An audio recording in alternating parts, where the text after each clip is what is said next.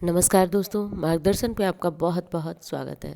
दोस्तों, इस वीडियो में मैं बात करूंगी आपसे तुलसी विवाह के बारे में। बहुत सामान्य सी बातें जो तुलसी विवाह करने वाले को जानना बहुत आवश्यक है। और दूसरी और बहुत आवश्यक बात है, तुलसी विवाह का शुभ मुहूर्त क्या है।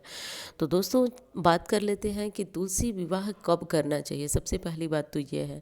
तो देखिए, बहुत सारे लोग बोलते हैं कि तुलसी विवाह हम लोग सुबह सुबह ही कर लेते हैं, पर जैसा कि हिंदू धर्म की मान्यता यही है कि तुलसी विवाह जो है गोधूली वेला में होना चाहिए, यानी संध्या समय में होना चाहिए, जब आप दीपक जलाते हैं।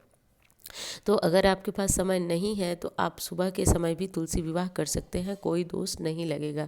लेकिन जब अगर आपके पास समय है तो आप संध्या समय गोधूली वेला में ही अच्छी तरह से आप घर को सजाएं और तुलसी माता के सामने एक मंडप बनाएं। और मंडप दोस्तों, ईख जो आती है उसका बना हुआ होना चाहिए। ईख ना मिल पाए तो आप केले के पत्ते से भी मंडप सजा सकते हैं और तुलसी माता को उस मंडप में विराजित करें। मंडप में विराजित करने से पहले आपको वहाँ पे एक चौक बनाना पड़ता है।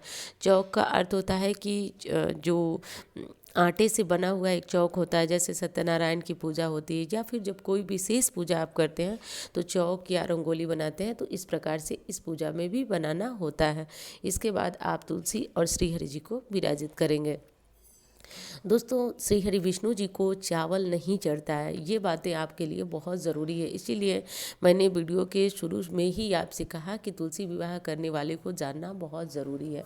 तो अगर आप तुलसी विवाह के समय श्री हरि विष्णु को चावल चढ़ाते हैं तो ये उचित नहीं माना जाता है। देखिए, अनजाने में की गई भूल, हमारे द्वारा अगर अनजाने में कोई भूल होती है तो वो भगवान क्षमा कर देते हैं, पर हमें भी ध्यान रखना चाहिए कि हमसे कोई भूल हो ही नहीं। तो अगर श्री हरि विष्णु को आप चावल चढ़ाना चाहते हैं तो जो सफ़ेद तिल का अक्षत होता है वो उन्हें अर्पित कर सकते हैं, पर चावल न चढ़ाएं। और दोस्तों, जब अंत में आप तुलसी माता की शादी कर लेते हैं तो शादी के बाद अब बात आती है विदाई की। तो बहुत सारे हमारे भाई बहन हैं जो कि गमले सहित माता तुलसी को विदा कर देते हैं, यानी जैसे मंदिर वगैरह में दान कर देते हैं। पर बहुत लोग जो है दान नहीं करते हैं, जिस तुलसी की पूजा करते हैं, शादी करते हैं, उनको अपने घर में ही रख लेते हैं। तो ऐसे में आपको क्या करना होगा कि आप दान करें या ना करें, विवाह के बाद आप थोड़ा सा भोग का प्रसाद और कुछ पैसे निकाल करके तुलसी माता को आपने जो चुन्नी उड़ाई हुई है उसी चुन्नी में ये चीज़ें बांध देनी है। दोस्तों, साधारण सा ये एक रिवाज है। जैसा कि देखते हैं कि बेटियां विदा होने लगती हैं तो मायके से उनके आंचल में कुछ पैसे और कुछ चावल और कुछ दुर्वा बांधा जाता है। ये एक सामान्य सा रिवाज है कि बेटी जहाँ भी जाएगी वहाँ सुखी रहेगी, अन्न धन का भंडार भरा रहेगा। तो जैसे हमने माता तुलसी को बेटी मान करके उनका विवाह किया, तो विदा करें या न करें, लेकिन उनके आंचल में ये सामग्री बांधना बहुत ज़रूरी है दोस्तों, क्योंकि तभी हमारा जाकर के विवाह संपन्न हो जाता है। अगली चीज़ ये है दोस्तों कि जब आप तुलसी माता का विवाह कर रहे हैं तो विवाह के समय जब आप सिंदूर अर्पित करें तो सिंदूर अर्पित करते समय आप एक एक पत्ती को ध्यान से देखें और एक एक पत्ती को ध्यान से देखने के बाद सारी पत्तियों पे सिंदूर अर्पित करें। दोस्तों, इसीलिए कहा जाता है कि तुलसी विवाह करने के लिए छोटी तुलसी, कुमारी तुलसी का ही प्रयोग किया जाता है। पर आपने जिस तुलसी की पूजा की, सेवा की पूरे कार्तिक महीने में, आप उन्हीं की पूजा करें।